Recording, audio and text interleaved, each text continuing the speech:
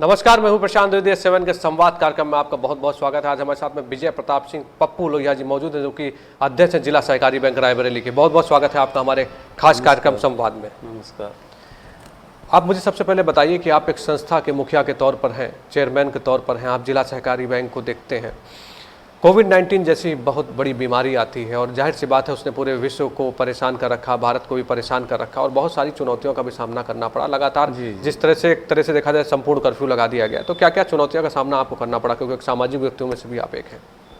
जैसा कि विदित है जी कि होली के बाद से ही ऐसा एक विश्व स्तर पर जी हम लोग को ज्ञात हुआ कि नहीं कोरोना जैसी महामारी इंडिया में भी प्रवेश कर चुकी। जी उसके बाद से होली के दौरान ही हम लोग थोड़ा थोड़ा सा सतर्क हुए, लेकिन जब 22 मार्च को जी 21 मार्च को हमारे देश के यशस्वी प्रधानमंत्री आदरणीय नरेंद्र मोदी जी ने 22 मार्च को जी जनता कर्फ्यू के नाम से घोषणा की कि रविवार 22 मार्च को जनता कर्फ्यू होगा। आपको ज्ञात होगा कि जैसे कोई जन क्रांति आई हो और पूरे भारत देश में इसको इस तरह से लोगों ने पालन किया कि वो हमारे देश के यशस्वी प्रधानमंत्री जननेता के साथ साथ इस देश के सभी लोगों ने उसको स्वीकार किया। ऐसी स्वीकार्यता दिखाई पड़ी जी जनता कर्फ्यू के रूप में। उसका अच्छा सा लोगों ने पालन किया। उसके बाद जब विश्व स्तर पे इसकी रफ्तार और अपने भारत देश में भी इसकी रफ्तार कुछ बढ़ी, तो हमारे देश के यशस्वी प्रधानमंत्री आदरणीय नरेंद्र मोदी जी ने 24 मार्च को ये घोषणा की, अपने संबोधन में ये कहा कि 25 मार्च से पूरी तरह से लॉकडाउन रहेगा 3 मई तक। साथ आप भी हम सब उससे अवगत हैं जी कि 25 मार्च से 3 मई तक जो पूरी तरह से लॉकडाउन का पालन हम लोगों ने किया, जी उसी दौरान हम लोगों को हमारे प्रदेश के नेतृत्व द्वारा ये बताया गया कि आप लोगों को जन सहयोग से, जन सहभागिता से जी आप सबसे जो प्रयास हो उससे जन सेवा और हम जरूरतमंदों को भोजन या भोजन लंच पैकेट या जो भी सहायता उनके अनुरूप हो उसको करने के लिए जो भी सहयोग आप कर सकते हैं वो करने का प्रयास करें। हम सब लोगों ने जिला सहकारी बैंक का अध्यक्ष होने के नाते जी मैंने उस कार्यक्रम को 29 मार्च से निरंतर 14 अप्रैल तक, क्योंकि पहला लॉकडाउन हमारा 25 मार्च से 14 अप्रैल तक था जी 14 अप्रैल तक हम लोगों ने निरंतर रूप से प्रति शाखाओं में चलाने का काम, क्योंकि जरूरतमंदों को उनकी आवश्यकता के हिसाब से हम उनके काम आए और हम उनका सहयोग करें, चाहे लंच पैकेट के माध्यम से या जो भी उनकी जरूरतें आवश्यक पूर्ति हम कर सकें उसको करें। और ये काम हम लोगों ने बहुत ही ढंग से किया। उसके बाद फिर 3 मई तक लॉकडाउन को बढ़ाया गया। उस कार्यक्रम को हम लोगों ने फिर बढ़ाया। भारतीय जनता पार्टी का कार्यकर्ता होने के नाते प्रदेश नेतृत्व द्वारा भी समय समय पर हम लोगों की को दिशा निर्देश मिलते रहे और आदरणीय प्रधानमंत्री जी के जो दिशा निर्देश ही नहीं, उनके द्वारा जो बताए गए रास्ते और अपने भारतीय जनता पार्टी के प्रदेश नेतृत्व द्वारा जो बताया गया, उसके क्रम में हम सब लोगों ने अपने जिला, मंडल एवं बूथ स्तर पर हम लोगों ने जरूरतमंदों को उनकी आवश्यकता के हिसाब से वो सामग्री उपलब्ध कराई। बिल्कुल ठीक बात है। इसलिए 3 मई के बाद फिर 17 मई तक इस लॉकडाउन को बढ़ाया गया। हम लोगों ने उस कार्यक्रम को बंद नहीं किया, क्योंकि जरूरतमंद को सबसे बड़ी आवश्यकता थी। 3 मई के बाद ज्यादातर ऐसी संख्या कुछ देखने को मिली जो बाहर से आ रहे थे, अन्य प्रदेशों से, जी बिल्कुल, प्रवासी के रूप में, बिल्कुल, और जो किसी न किसी तरह से कहीं लोडर में, कहीं ट्रक द्वारा, कहीं किसी साधन से भागते टूटते या किसी तरह अपने घर की तरफ, क्योंकि वो परेशान थे, बिल्कुल बिल्कुल, और वो निराश्रित हो गए थे, उनके पास पैसे नहीं थे, उनके पास संसाधन नहीं रह गए थे, उनको हम लोगों ने जगह जगह चौराहों पर और ऐसे स्थान पर रोक रोक करके हम लोगों ने उनको यथासंभव हम उनके काम आए। इसके क्रम में भी हम लोगों ने एक अभियान चलाकर जी उनका लंच पैकेट के माध्यम से, ठंडे पानी के माध्यम से हम लोग उनके जरूरत में काम आए। इस क्रम में हम लोगों ने पूरी सेवा उनकी की। जी आगे आप अवगत हैं, हम सब कोरोना महामारी के कारण गांव से जुड़े होने के नाते और शहर से भी जुड़े हैं, कस्बों से भी जुड़े हैं। मैंने बैंक, हमारा जो बैंक परिवार है, हमारे बैंक के जो कर्मचारी अधिकारी हैं, उन्होंने कोरोना वॉरियर्स की भांति इस जन सहयोग में भी उनकी अहम जिम्मेवारी, जैसे हमारे अस्पताल के डॉक्टर्स, एएनएम, फार्मासिस्ट एवं वार्ड बॉय का सहयोग रहा जी कि अपनी जान की परवाह करे बिना ये डरे, बिना डटे हुए उन्होंने पूरे मुकाबले में वो डटे रहे। जी। ऐसे ही हमारे बैंक परिवार के लोग अपनी जान की परवाह किए बिना अपने काम में और जनता के सहयोग के लिए कि उनको समय से पैसा मिल सके, उनके काम हम आ सकें, उनको इससे असुविधा न उठानी पड़े, इसी क्रम में निरंतर बैंक की सेवाएं हम लोग उपलब्ध कराते रहे। बिल्कुल ठीक बात है। और जी, जैसे जब कंटेनमेंट जोन बने, वहां ये बिल्कुल बंद किया गया कि नहीं, वहां ना कोई गाड़ी जा सकती है, ना ही कोई घर से निकल सकता है। हम उनको सामान उपलब्ध कराएंगे, उनको सब्जी उपलब्ध कराएंगे, उनको पीने का पानी उपलब्ध कराएंगे, उनको जरूरत की सामग्रियां उपलब्ध कराएंगे।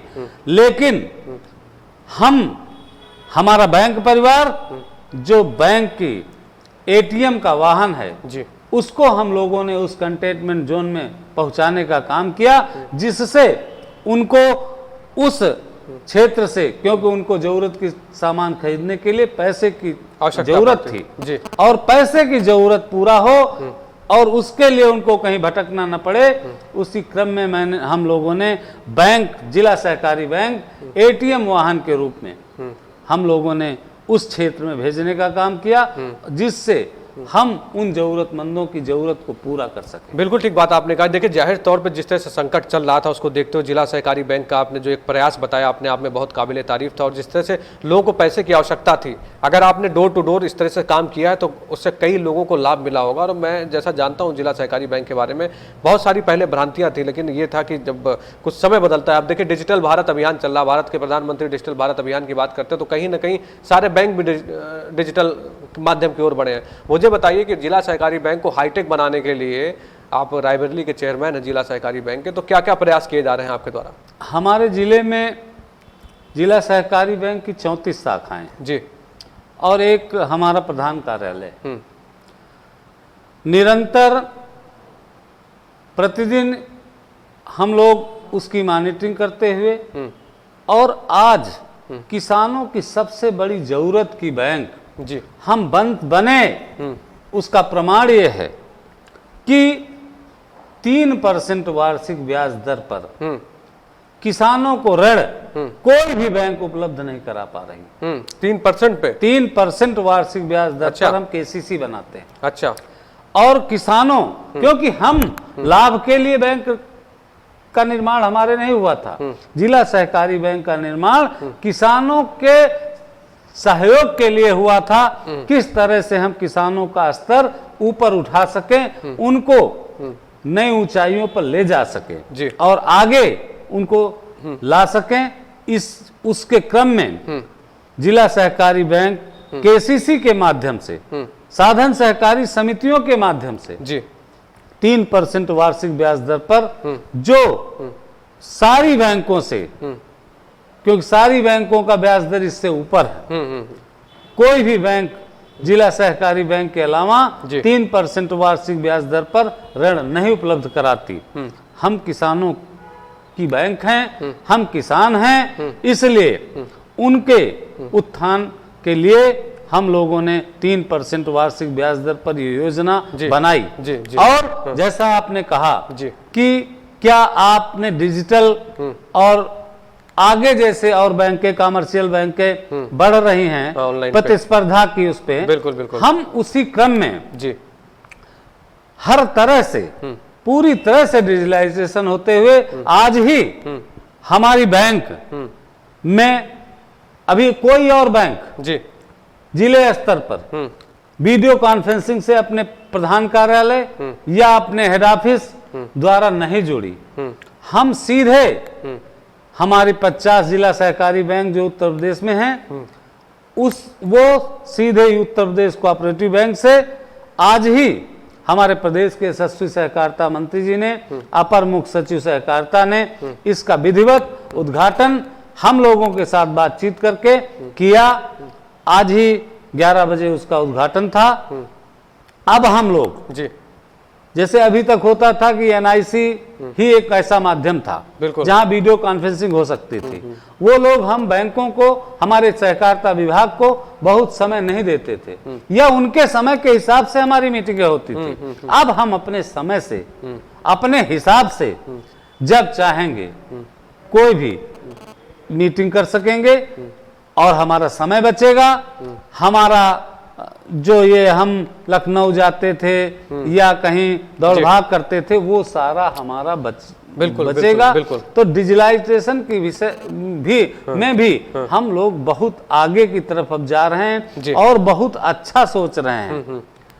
देखिए, आपने अभी कहा कि जिला सहकारी बैंक जो है किसानों का बैंक है और 3% में आप ऋण देते हैं, तो मुझे बताइए कि बहुत सारे किसान भाई भी जो अपने साथ में जुड़े हैं, हम लोग ऐसे परिवेश में हैं कि आसपास के जो लोग हैं कहीं ना कहीं किसान ही हैं इसमें, तो 3% जो ब्याज दर आपने बताया, उसका क्राइटेरिया क्या है अगर कोई अप्लाई करना चाहता है? क्योंकि देखिए अभी भी लोहिया साहब बहुत सारी समस्याएं होती हैं, बैंक में लोग लाइन लगाते हैं, बड़ी बड़ी समस्याओं का सामना करना पड़ता है। एक आम आदमी से पूछे तो उसको लगता है यार कैसे मुझे लोन मिलेगा, और 3% जैसी सस्ती ब्याज दर पर अगर लोन देने की आप बात कर रहे हैं, तो क्या क्राइटेरिया? देखिए, क्राइटेरिया हमारा साफ है कि 1 लाख तक का ऋण बिना बंधक किए कोई किसान अपनी खतौनी, खसरा, फोटो सीधे बैंक या समिति के सचिव को ले जाकर सीधे बैंक जाए और तुरंत सेम डे वो 1 लाख तक का ऋण ले सकता है।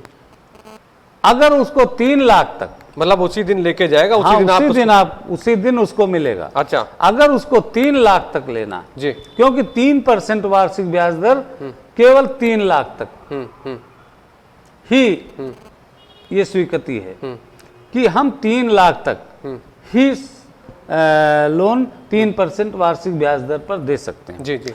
1 लाख के ऊपर अगर 3 लाख के बीच में उसको लेना है तो उसको अपने जो स्वामित्व है, जो अपनी जमीन है जी, जो अपनी खतौनी है, वो बंधक करनी पड़ेगी बैंक में, तो उसको 3 लाख रुपए मिल जाएगा और सेम डे वो नहीं होगा। उस अगर बंधक होगी तो उस प्रक्रिया में 2-3 दिन लगते हैं। हाँ, मतलब जांच की जाएगी तभी। नहीं, जांच क्या हो, जैसे जो रजिस्ट्री ऑफिस में रजिस्ट्रार के यहाँ जितना समय लगता है, बिल्कुल उतना समय उस पे 1-2 दिन लगता है। उसको भी सरलीकरण करते हुए हम लोग 3 दिन के अंदर उस प्रक्रिया को भी पूरी कराते तो हैं। देखिए, तब भी अगर देखा जाए तो लोन के लिए एक बहुत बड़ी प्रक्रिया होती थी, चक्कर लगाने पड़ते थे। बहुत अगर चक्कर। इस तरह से बैंक के प्रयास कर रहा हो किसानों के लिए, जो कि मतलब अगर आप देखिए सबसे संघर्ष करने वाले व्यक्तियों में से एक होते हैं, अन्नदाता के तौर पर होते हैं। और देखिए, भारत के प्रधानमंत्री भी लगातार कृषकों को बढ़ावा देने के लिए बहुत सारे प्रयास कर रहे हैं, उत्तर प्रदेश के मुख्यमंत्री हो, सहकारिता मंत्री हो, और आपने जैसा कहा कि किसानों का बैंक है ये, तो आपको मालूम होगा जी कि साधन सहकारी समितियां जी पहले न्याय पंचायत स्तर पर हर तरह के व्यवसाय करती थी। साधन सहकारी समिति का मतलब होता था एक दुकान, और वो उसकी उत्पत्ति इसलिए हुई थी, उसकी संरचना इसलिए हुई थी कि हमारा किसान उस न्याय पंचायत के जो 5-6 गांव होते हैं उस पे उसका उठना बैठना रहता था, वो उसका स्वामित्व होता था। इसका मालिक कोई दूसरा नहीं। बहुत बढ़िया। हाँ, आपको ये बताने में हमको हर्ष हो रहा है कि जिला सहकारी बैंक और साधन सहकारी समितियों का स्वामित्व भी हम कृषकों के पास है, हम किसानों के पास है। इसके मुखिया हम स्वयं हैं, इसका संचालन हमारे हाथ में, इसका संचालक मंडल हम तय करते हैं, हम किसान मिलकर तय करते हैं। हम एक समूह, जैसे छोटा समूह होता है, हम इसको एक 6-7 गांवों के बड़े स्तर का एक समूह बनाते हैं, उस पे किसानों को सदस्य बनाते हैं, और उस पे बहुत ऐसी समितियां हैं जहां पर हम 5-5 करोड़ रुपए उस समिति में व्यवसाय करते हैं। अच्छा, तो मुझे उदाहरण के तौर पे बताइए लोहिया साहब कि आप जो आपने बताया कि कौन कौन से लोग हैं जो संस्था को चलाते हैं, इस सहकारी समितियों को चलाते हैं, और जो हाइट मतलब आगे बढ़े हैं। आपके देखते देखते आपने उनकी शुरुआत कराई, और आज वो जो नीचे से चले और आज बहुत ऊपर पहुंचे। कौन कौन से लोग हैं आपके जहन में? 2-3-4 नाम जरूर होंगे मेरे ख्याल से। जैसे मतलब जिन लोगों को, जैसे आपने बताया कि लोन दिया, किसी को आपने 5 करोड़ का लोन दिया, कुछ ऐसी कुछ चीजें, कुछ ऐसे एग्जाम्पल? बहुत ऐसे, जैसे तमाम लोन ऐसे, जैसे हम लोगों ने हम ऐसा नहीं, हमारी बैंक जैसे सीसी लिमिट भी बनाती है। अच्छा, जो अच्छे व्यवसायी हैं, जो भी अच्छे लोग हैं, उनको किसी भी तरह का लोन देने के लिए हम सक्षम। अच्छा, तो मतलब किसानों के साथ साथ में व्यवसायी भी जो व्यवसायिक भी, जो छोटे उद्यमी हैं। जी जी जी। क्योंकि हमारा उद्देश्य लाभ कमाना नहीं है जी। हमारा उद्देश्य, जिला सहकारी बैंक का जो संरचना हुई उसका उद्देश्य हमको किसानों के साथ साथ छोटे उद्यमी, छोटे जो व्यापारी हैं उनको भी मजबूत करना है। बिल्कुल बिल्कुल, बिल्कुल। और उनको भी हम लोन देते हैं। आपको यकीन होगा कि हमारी जैसे रायबरेली की यूनिक शाखा जो सायंकालीन चलती है, केवल व्यापारियों के लिए चलती है। अच्छा, सायंकालीन का क्या मतलब, समय क्या? उसका समय है हमारा 2 बजे से लेके 8 बजे तक। 8 बजे रात तक चलती है? रात तक। अच्छा, तो व्यापारी अपना पैसा 8 बजे तक ले जाके वहां जमा कर सकता है। जी जी जी। और 4 बजे हाँ। सारी बैंकें का कैश बंद हो जाता है। कैश बंद हो जाता है, आरटीजीएस बंद हो जाता है सब। जो भी काम, तो इस तरह जैसे हमारी एक प्रातःकालीन है ये मंडी में, क्योंकि मंडी प्रातःकालीन खुलती है। अच्छा, तो वो हमारी प्रातःकालीन शाखा है। रायबरेली एक सायंकालीन शाखा है क्योंकि बड़ी मंडी है। इसी तरह लालगंज हमारी सायंकालीन शाखा है जहां बड़ी मंडी है। हमने अपने जिले में 34 शाखाएं इस तरह की हमारी हैं। हमारी कई बैंकें ऐसी हैं जो कमर्शियल बैंक से ज्यादा डिपॉजिट वहाँ है। अच्छा, जैसे ऊंचाहार है, रायबरेली है, लालगंज है, ऐसी तमाम हमारी शाखाएं हैं। और हम लोग कम संसाधन में, कम वित्तीय संसाधन में अच्छा काम करने का प्रयास करते हैं। और सीधे किसान आज भी समिति और जिला सहकारी बैंक को अपना समझता है। अपना क्यों समझता है? उसके पीछे यही है कि हम कृषक ही इसके संचालक मंडल हैं। बिचौलियों का कोई काम नहीं, कुल मिला के इस पे कहीं बिचौलिया नहीं, हम ही को तय करना है। जी। जैसे जिला सहकारी बैंक स्तर पर जी, हम हमारा पूरा संचालक मंडल 14 लोगों का एक संचालक मंडल है। अच्छा, 14 में ही कृषक ही चेयरमैन बनता है। अच्छा। उपाध्यक्ष बनता है, डायरेक्टर्स बनते हैं। इसी तरह समितियों में हमारा जो संचालक मंडल बनता है वो भी कृषकों का होता है। सारे कृषक उसमें प्रति गांव से एक डायरेक्टर आता है, उसी में एक सभापति बनता है, एक उपसभापति बनता है। इसी तरह उत्तर प्रदेश कोऑपरेटिव बैंक में कृषक ही जिसको हम डेलीगेट बनाकर भेजते हैं जी। वही वहां सभापति बनता है, उपसभापति बनता है, डायरेक्टर के रूप में आता है। जाहिर से तौर पर जिस तरह से आप बता रहे हैं कि कृषक के तौर पर अगर अध्यक्ष बनते हैं और जो उस तरह से उनकी भावनाओं को समझते हैं तो कहीं ना कहीं समस्याओं का बहुत बड़ा सामना नहीं करना पड़ता, और बिचौलिए जो थे वो कहीं ना कहीं समस्याएं क्रिएट करते थे। अच्छा, मुझे अपने राजनीतिक पृष्ठभूमि के बारे में बताइए, क्योंकि आपका भी एक राजनीति में एक लंबा दौर रहा है, कई सारे आपने चुनाव में पार्टिसिपेट किए हैं। थोड़ा सा अपने राजनीति के बारे में मुझे बताइए, राजनीति। अभी मैं एक बात आपसे केवल और पीछे की जी बताइए। हाँ हम आज जो जिला सहकारी बैंक, जो हमारी समितियां आज कंप्यूटराइज होने जा रही हैं, जी। समितियां पहले कंप्यूटराइज नहीं होती थी। उससे क्या होता था, तमाम कहीं गबन हो जाता था। आज हमारे प्रदेश के यशस्वी मुख्यमंत्री योगी आदित्यनाथ जी और हमारे प्रदेश के यशस्वी सहकारिता मंत्री आदरणीय मुकुट बिहारी जी के अथक प्रयासों से, उनके संरक्षकत्व में, उनके प्रयास से हमारी साधन सहकारी समितियां भी कंप्यूटरीकृत हो रही हैं, मतलब ऑनलाइन डिजिटलाइजेशन हो रहा है, काफी जगहों पे हो गया है। अब जैसे हमारे यशस्वी सहकारिता मंत्री जी ने तय किया था, जब हम लोग मई 2018 में हमारा संचालक मंडल बना, तो उन्होंने तय किया कि समितियों में पहले ऑडिट नहीं होता था, अब उन्होंने समितियों का ऑडिट अनिवार्य कर दिया है और उनकी एजीएम अनिवार्य कर दिया है।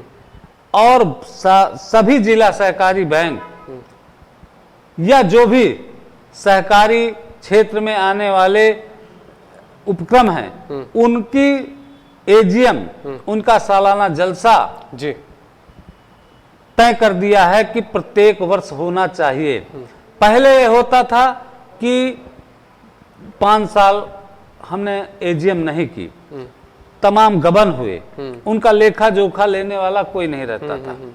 एजीएम जब होती है तो संचालक मंडल का लेखा जोखा जी भी हमारा वो किसान लेता है, और जब प्रत्येक वर्ष हम उसको करेंगे एजीएम, सालाना जलसा, तो फिर वो खड़ा होके हमसे पूछने का हकदार भी है। बिल्कुल ठीक बात है। इसलिए पारदर्शिता के विषय में भी सरकार ने पूरी तरह से, देखिए सबसे आवश्यक है, अगर आपने जैसे गबन की बात कही, तो बहुत सारी चीजें जो है वो जब ट्रांसपेरेंट तभी होंगी जब लेखा जोखा उसका सही पारदर्शिता सहकारिता क्षेत्र में, सहकारी बैंकों में, साधन सहकारी समितियों में करने का प्रयास हो चुका है जी, और जो शेष है वो आगे समय में होने वाला है। चलिए बहुत बढ़िया। अब मुझे आप बताइए कि आप अपने राजनीतिक सफर के बारे में मुझे बताइए, क्योंकि संवाद में हम लोग खुलकर बातचीत करते हैं और जानना चाहते हैं आपके पास आपके संघर्ष की कहानी क्या थी। राजनीतिक सफर में मैंने इसी सहकारिता क्षेत्र से अपने बहुत छोटे से पद में आने का काम हमको अवसर मिला था, क्योंकि मैं किसान हूं। मेरे राजनीतिक जीवन का सबसे प्रथम पद ये साधन सहकारी समिति। अच्छा।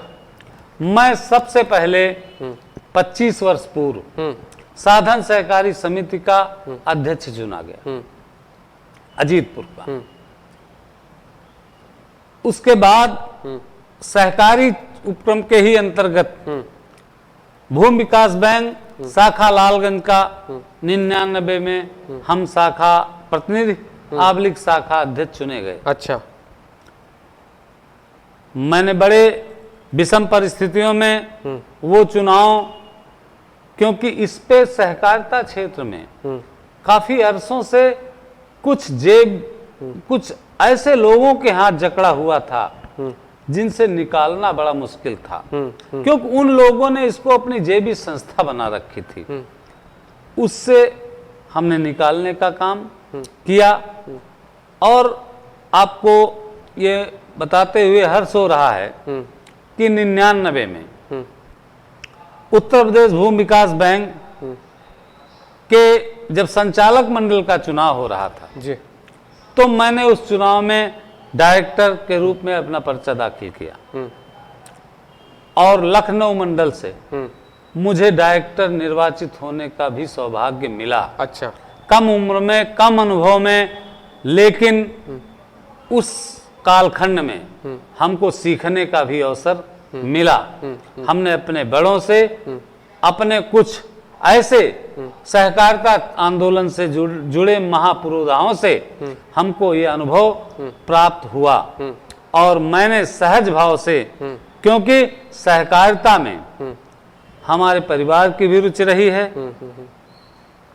सन 2000 में जी मुझे खीरों ब्लॉक से ब्लॉक प्रमुख बनने का भी अवसर मिला है और 2007 में मुझे हरचंदपुर विधानसभा का नाम सतांव विधानसभा था, मुझे विधानसभा लड़ने का भी अवसर मिला, लेकिन 2007 में मैं वो उसका लाभ नहीं उठा पाया जी। कहीं ना कहीं मुझसे कोई कमी रह गई, इसलिए मैं विधानसभा नहीं पहुंच पाया। सन 2010 में पुनः खीरों का ब्लॉक प्रमुख मुझे बनने का अवसर मिला। 2007 में मुझे जिला भूमि विकास बैंक का प्रदेश का डायरेक्टर शासन द्वारा नामित भी किया गया। जी आज 11 मई 2018 को सभी जिले के सम्मानित प्रतिनिधियों द्वारा मुझे जिला सहकारी बैंक के सभापति पर निर्वाचित होने का अवसर मिला, जिसके सेवा के क्रम में मैं आज निरंतर और लगभग प्रतिदिन बैंक के कैसे बैंक को हम बढ़ाएं और कैसे किसानों को विकसित कर सकें और किसानों को इसका सीधा लाभ हम कैसे दिलवा सकें, हम सीधे बिना किसी माध्यम से जुड़ने का, उनको जोड़ने का और हम स्वयं उनसे जुड़ने का सीधे प्रयास करते हैं और आगे हम इस बैंक को ऊंचाइयों पर ले जाने का काम करेंगे। उसके पीछे हमारे देश के यशस्वी प्रधानमंत्री आदरणीय नरेंद्र मोदी जी का एवं हमारे प्रदेश के यशस्वी मुख्यमंत्री योगी आदित्यनाथ जी का और हमारे सरल स्वभाव के यशस्वी सहकारिता मंत्री मुकुट बिहारी जी का जो हम सबके ऊपर आशीर्वाद है और उनका हाथ है और संरक्षकत्व के रूप में वो हम सबको अपना संरक्षक हम लोग उनको मानते हैं। जी जी जी मिल रहा है, उससे हमको बढ़ाने में, इस बैंक को प्रगति में लाने में निश्चित रूप से सफलता मिलेगी। चलिए, बहुत बहुत शुभकामना आपको और बहुत बहुत बधाई आपको कि जब आपने बताया कि जब से आपने इस कार्यभार को संभाला पूरी निष्ठा के साथ में कर रहे हैं और भारत के प्रधानमंत्री के बारे में बताया, आपने खुलकर बेबाकी से बातचीत की, बैंक के बारे में बताया, तो मेरी और मेरी टीम की बहुत बहुत शुभकामनाएं है कि आप बैंक को इसी तरह से आगे बहुत धन्यवाद आपको, आपने हमको अवसर दिया, आपने हमको यहाँ बुलाया और हमको आपने इस लायक समझा कि मैं आप सबसे वार्ता कर सकूं, अपनी बात को लोगों तक पहुंचा सकूं जी। और मैं पुनः आपसे ये निवेदन करता हूं कि जब भी मुझे आप ऐसा अवसर प्रदान करेंगे, मैं किसानों के हित में जी एक लंबी लड़ाई लड़ने के लिए और उनके वो कैसे विकसित हों इसके लिए मैं आप सबके बीच में निश्चित आने का काम करूंगा। धन्यवाद। बिल्कुल, बहुत बहुत धन्यवाद आपका। तो ये थे हमारे साथ में विजय प्रताप सिंह पप्पू लोहिया, जो साफ तौर पे कह रहे थे कि किसानों के संघर्ष के लड़ने के लिए वो आगे बढ़ेंगे। और जिस तरह से उन्होंने बताया कि जिला सहकारी बैंक काम कर रही है, उन्होंने बताया कि 3% ब्याज दर पर किसानों को ऋण मुहैया कराने की बात की, खुलकर इन्होंने बातचीत की संवाद कार्यक्रम में फिर होगी आपसे मुलाकात। इससे पहले आप सुरक्षित रहिए, मास्क लगाइए, बाजारों में कम जाइए, क्योंकि कोरोना वायरस जैसी अभी बीमारी की कोई दवा नहीं बनी। अगर आप सुरक्षित रहेंगे तो पूरा समाज सुरक्षित रहेगा, आपका परिवार भी सुरक्षित रहेगा। अपना ख्याल रखिए और ध्यान रखिए। S7 न्यूज़ चैनल के सभी डिजिटल प्लेटफॉर्म को लाइक करना है आपको, S7 के फेसबुक पेज को आपको लाइक करना है, यूट्यूब पेज को सब्सक्राइब करना है। जुड़े रहिए हमारे साथ। नमस्कार।